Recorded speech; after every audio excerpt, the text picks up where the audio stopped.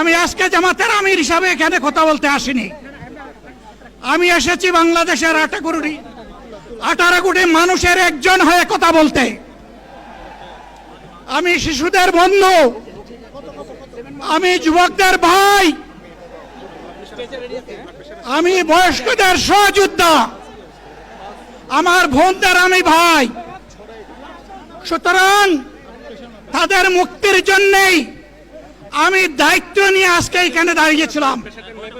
আল্লাহর ইচ্ছা শরীর আমাকে সাময়িকভাবে সহযোগিতা করে নাই, এটাও আল্লাহর ইচ্ছা যে এখন আল্লাহ আমাকে কথা বলার সুযোগ দিচ্ছেন।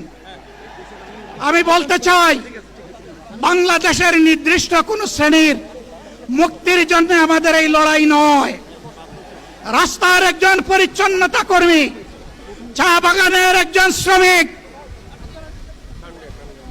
রক্ত পানি করে ঘাম জড়ানো আমার একজন রিক্সা চালক ভাই মাঠে ময়দানে বাংলাদেশের মানুষের মুখে যারা এক মুঠো ভাত তুলে দিতে চায়, আমার সেই কৃষক বন্ধুটি, আমি তাদের হয়ে